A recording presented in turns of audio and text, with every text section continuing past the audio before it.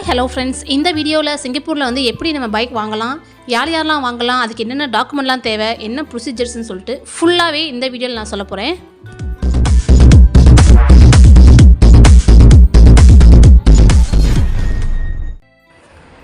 இந்த வீடியோவில் நான் 5 செக்மெண்ட்டாக டிவைட் பண்ணியிருக்கேன். அதில் ஃபஸ்ட் ஒன் பார்த்திங்கன்னா பைக் ஃப்ரெண்ட்லி ரோடு. இது வந்து நம்ம பைக் ஓட்டுறவங்களுக்கு ரொம்ப ஸ்மூத்தாக போகிற எந்தெந்த லொக்கேஷன்லாம் வந்து சிங்கப்பூரில் இருக்குது அப்படின்னு நான் உங்கள்கிட்ட சொல்ல போகிறேன். ஃபஸ்ட் ஒன் பார்த்திங்கன்னா நார்த் சவுத் ஹைவே. இது வந்து மலேசியன் கண்ட்ரி சைடு, மலேசியா போகிறோம்ல அந்த பார்டர் லைனில் பார்க்கவே பார்த்திங்கன்னா ரொம்ப பாப்புலரான ரூட்டுன்னு சொல்லியிருக்காங்க. எல்லாருமே வந்து நிறைய பேர் வந்து இந்த இதை யூஸ் பண்ணுவாங்க.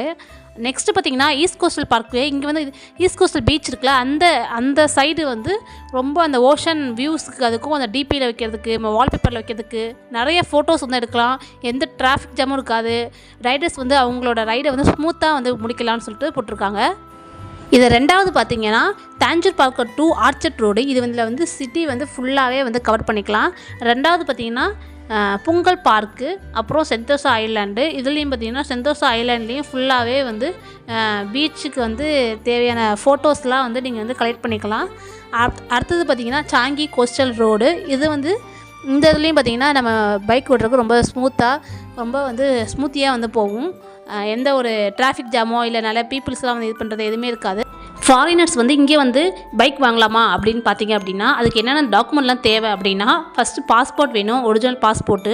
அதுக்கப்புறம் நம்ம வந்து எங்கே ஒர்க் பண்ணுறோம் அப்படிங்கிறதுக்கு தேவையான எவிடன்ஸ் வந்து வேணும். அதாவது எம்ப்ளாய்மெண்ட் பாஸு, அப்படி இல்லாட்டி எஸ் பாஸு. அதாவது ஒர்க் பாஸில் உள்ளவங்க வாங்கலாமா அப்படின்னா எனக்கு தெரியல. ஆனால் இது ரெண்டு மட்டும் தான் சொல்லியிருக்காங்க. அடுத்தது வந்து ப்ரூஃப் ஆஃப் அட்ரஸ்ஸு. என்ன ப்ரூஃப் வேணும் அப்படின்னா யூட்டிலிட்டி பில் வேணும். அதுக்கப்புறம் நம்ம வந்து டென்டன் போடுவோம்ல அந்த அக்ரிமெண்ட்டு, அப்படிலாட்டி HDB ரெஜிஸ்ட்ரேஷன் அந்த காப்பி வந்து.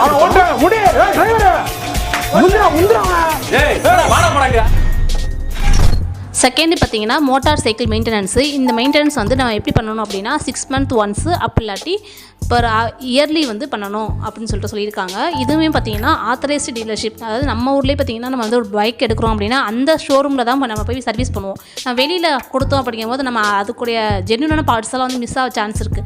அதனால் நம்ம வந்து கரெக்டாக எந்த ஷோரூமில் நம்ம பர்ச்சேஸ் பண்ணுவோமோ அதே ஷோரூமில் போய் விட்டு தான் நம்ம வந்து சர்வீஸ் பண்ணுவோம். அதே மாதிரி தான் இங்கேயும் வந்து நம்ம வந்து ஆத்தரைஸ்டு டீலர்ஷிப்பில் தான் நம்ம வந்து பண்ணணும்னு சொல்லியிருக்காங்க. அங்கே வந்து என்னென்ன பண்ணுவாங்கன்னா அந்த பைக்கு தேவையான அந்த ஆயிலு, பிரேக்ஸு, ஆயில் சேஞ்ச் பண்ணால் ஆயில் சேஞ்ச் பண்ணுவாங்க. பிரேக்ஸ்லாம் வந்து கரெக்டாக ஃபிட்டாக இருக்கான்னு பார்ப்பாங்க. அதுக்கப்புறம் பார்த்திங்கன்னா நம்ம டயர் வந்து ஒரு 8000 மைல்ஸ்க்கு மேலே போயிடுச்சு அப்படின்னா டயர் வந்து சேஞ்ச் பண்ணுவாங்க. எனக்கு ஃபுல் டீட்டெயிலாக இந்த பைக் பற்றி ஒரு ஐடியா இல்லை, என் நாலேஜ் கூட இல்லைன்னு சொல்லலாம். வந்து ஒரு ரெஃபரன்ஸ் பண்ணி தான் நான் வந்து சொல்லியிருக்கேன். ஏதாச்சும் தப்பாக சொன்னால் டயர் வந்து அதான் சொல்லணும், டயர் வந்து சேஞ்ச் பண்ணுறது. அதுக்கப்புறம் பார்த்திங்கன்னா எக்ஸ்பர்ட்டோட ஸ்க்ரீனிங், அதாவது பைக்கை வந்து ஃபுல்லாகவே வந்து ஸ்க்ரீன் பண்ணி அது என்னென்ன பிரச்சனை இருக்குது எல்லாமே வந்து ஃபுல்லாக பார்த்துட்டு கொடுத்துருவாங்க.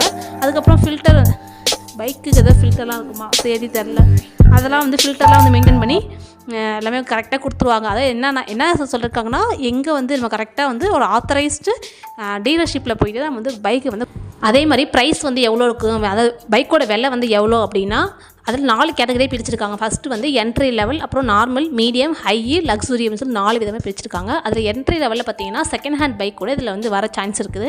இது பார்த்தீங்கன்னா $2000 ஆரம்பிக்குது படி போட்டிருக்குது செகண்ட் ஹேண்ட் பைக்கு.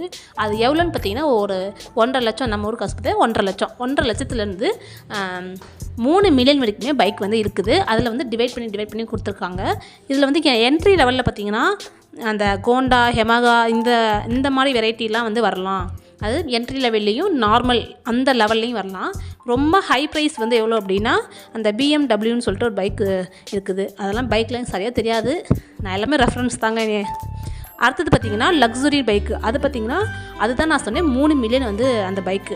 அது என்னென்னா BMW R1219 சொல்லிட்டு போட்டிருக்காங்க. அந்த மாடல் பைக் வந்து அந்த ப்ரைஸுங்க. இதில் 4வது பார்த்திங்கன்னா driving licence and regulations. Driving licence இது வந்து நீங்கள் இந்தியாவில் வச்சுருந்த லைசன்ஸ் வந்து கொண்டு வந்து இங்கே வந்து ஓட்ட முடியுமா அப்படின்னா முடியவே முடியாது. இங்கே வந்து லைசன்ஸ் வந்து எடுக்கணும். இங்கே வந்து லைசன்ஸ்க்கு வந்து நிறைய டிரைவிங் ஸ்கூல்ஸு நிறைய டிரைவிங் சென்டர்ஸ்லாம் இருக்குது. ஒன்று பார்த்தீங்கன்னா புக்கிட் பத்தால கூட ஒன்று இருக்குன்னு சொல்லிட்டு போட்டிருக்காங்க. அது மாதிரி 3 இடத்துல வந்து டிரைவிங் லைசன்ஸ் அந்த சென்டர் வந்து இருக்குது. அங்கே வந்து நம்ம தியரி கிளாஸ் அட்டன் பண்ணி ப்ராக்டிக்கல் கிளாஸ் வந்து ப்ராக்டிக்கல் பண்ணி அதுக்கப்புறம் வந்து டிரைவிங் வந்து கார்டு வாங்கணும் அப்படிங்கிறாங்க. உங்கள் ஏஜ் ரெக்யர்மெண்ட் பார்த்தீங்கன்னா கம்ப்ளீட்டாக 18 இயர்ஸ் வந்து உங்களுக்கு கம்ப்ளீட் ஆகிருக்கணும். என்ன லைசன்ஸ் அப்படின்னா கிளாஸ் 2A கிளாஸ் 2ன்னு சொல்லிட்டு அந்த லைசன்ஸ் வந்து நம்ம வாங்கணும். இந்த பைக் வந்து நம்ம வந்து ஓட்டோம்னா அந்த 2 லைசன்ஸு நம்மள்ட்ட வந்து இருக்கணும். அதுக்கப்புறம் சேஃப்டி ஹெல்மெட்ஸு சேஃப்டி கியர்ஸ் இது எல்லாமே நம்ம வச்சுருக்கணும் அப்படின்னு சொல்லிட்டு சொல்லியிருக்காங்க.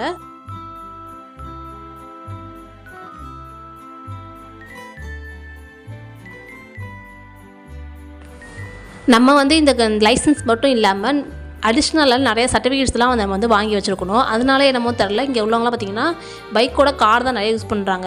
சரி, என்னென்ன சர்டிஃபிகேட்லாம் வாங்கணும் அப்படின்னா லைசன்ஸில் பார்த்திங்கன்னா கிளாஸ் 2B அப்படின்னு அந்த லைசன்ஸ் வந்து வாங்கி வச்சுருக்கணும். இது இல்லாமல் இன்டர்நேஷ்னல் டிரைவிங் பெர்மிட் அந்த கார்டு வந்து நம்ம வச்சுருக்கணும். இந்த சர்டிஃபிகேட் இல்லாமல் வேறு என்னென்ன சர்டிஃபிகேட் வச்சுருக்கணும் அப்படின்னா இன்சூரன்ஸ் பாலிசி அந்த இதை அப்ளை பண்ணி வச்சுருக்கணும். அதுக்கப்புறம் வெஹிக்கல் இன்ஸ்பெக்ஷன் ரிப்போர்ட்டுன்னு சொல்லிட்டு அதுவும் அப்ளை பண்ணி நம்ம கையில் வச்சுருக்கணும்.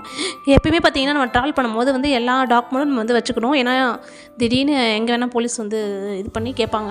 இது காமனாக வந்து எல்லா இடத்துலையும் நடக்கிறது தான், இங்கேன்னு இல்லை, நம்ம எல்லா இடத்துலையும் இது வந்து நமக்கு நடக்கிறது தான். நம்ம இங்கே இருக்கணும், நம்ம வெளியூராக இருக்கணும், ஃபாரினாக இருக்கணும், எங்கேயுமே பார்த்திங்கன்னா நம்ம வந்து எல்லா டாக்குமெண்ட்டும் நம்ம வந்து எப்பயுமே வச்சுக்கணும். நம்ம வந்து ஒரு பைக்கில் போகிறோமோ இல்லை காரில் போகிறோமோ நம்ம ஓன் வெஹிக்கிள் நம்ம வந்து இருக்கும்போது நம்ம எல்லாமே நம்ம வந்து வச்சுருக்கணும். இது இல்லாமல் வேறு எதுக்கெலாம் அமௌண்ட் வந்து செலவாகும் பார்த்திங்க அப்படின்னா ரோடு டேக்ஸ் வந்து பே பண்ணணும். இது வந்து நம்ம மந்த்லி பே பண்ணிக்கலாம், அப்படி இல்லாட்டி இயர்லி பேஸாக வந்து நம்ம பே பண்ணிக்கலாம். அது வந்து உங்களோட விருப்பம். செகண்ட் பார்த்திங்கன்னா பெட்ரோலுக்கு வந்து சார்ஜ். நம்ம வந்து நார்மலாக வந்து பெட்ரோல் போடுறது தான். அதர் தென் எலக்ட்ரிக் பைக் இல்லை அப்படின்னா நம்ம பெட்ரோல் போடுறதுனா பெட்ரோல் போட்டு தான் வரும். 15 டேஸ்க்கு வந்து 150 வரும். இது வந்து ஒரு ஆவரேஜான கணக்கு தான் வரும், நான் சொல்லியிருக்கேன்.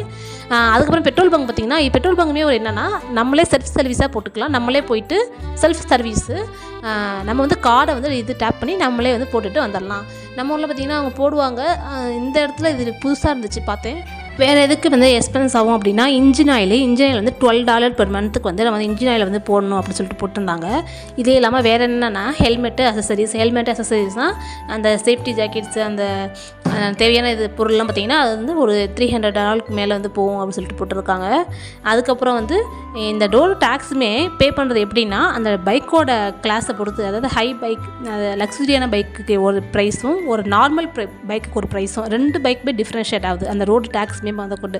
அதே மாதிரி பார்க்கிங்க்குமே பார்த்திங்கன்னா நம்ம வந்து அந்த ஒயிட் லைன் அந்த ரெட் லைன் சொல்லிட்டு இப்போ பார்த்துருக்கோம். அந்த ஒயிட் லைனில் அந்த நம்ம ரெசிடெண்ட்லாம் இருக்காங்களா அவங்க வந்து அந்த ரெட் லைனில் வந்து பார்க் பண்ணணும். நம்ம நான் ரெசிடெண்ட், அதாவது நம்ம வந்து அந்த இதில் இல்லை, நம்ம வந்து காமன் பர்சனாக வந்து பைக்கில் வந்து அந்த பார்க் பண்ண இடத்துல வந்து பார்க் பண்ண பட்சத்தில் வந்து நம்ம வந்து ஒயிட் லைனில் தான் நம்ம வந்து யூஸ் பண்ணணும். நம்ம வந்து அந்த ரெட் லைன் வந்து யூஸ் பண்ணக்கூடாது. ரெட் லைனில் இருக்கவங்க வந்து ரெசிடெண்ட் அவங்க உள்ளவங்க மட்டும் தான் அந்த இது யூஸ் பண்ணுவாங்க. அவங்க வந்து பார்க் பண்ணுவாங்க. அவங்களுக்குன்னு தனியாக வந்து இது பண்ணியிருக்காங்க. நம்மளுக்கு வந்து ஒரு காமனான ஒரு பர்சன் வந்து இங்கே வந்து பைக் பார்க் பண்ணணும் அப்படின்னா அந்த ஒயிட் லைனில் மட்டும் தான் பார்க் பண்ணணும். அப்படி இல்லாட்டி அதுக்கும் ஃபைன் போடுவாங்க.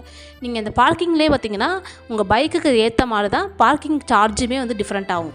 அடுத்து பைக் மாடல் வந்து பார்க்கலாம். என்னென்ன பைக்லாம் இங்கே அவைலபிளாக இருக்குது அப்படின்னா ஹோண்டா இருக்குது. ஹோண்டாவில் பார்த்தீங்கன்னா CB400X அப்படின்னு ஒரு மாடல் இருக்குது. அப்புறம் ஹோண்டா CBR 500Rன்னு சொல்லிட்டு ஒரு மாடல் இருக்குது.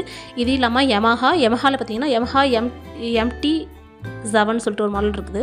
அதே மாதிரி யமஹா XSR 700ன்னு ஒரு மாடல் இருக்குது. அதுக்கப்புறம் பார்த்தீங்கன்னா ராயல் என்ஃபீல்டு அப்படின்னு சொல்லிட்டு ஒரு மாடல் இருக்குது. நிறைய மாடல்ஸ்லாம் இருக்குது. எல்லாமே நான் டிஸ்கிரிப்ஷனில் தரேன். எனக்கு அவ்வளோ டீட்டெயில்ஸாக தெரியாது. நான் டிஸ்கிரிப்ஷனில் தரேன், நீங்கள் வந்து செக் பண்ணி பாருங்கள். ப்ரைஸோடு நான் வந்து டிஸ்கிரிப்ஷனில் மென்ஷன் பண்ணுறேன்.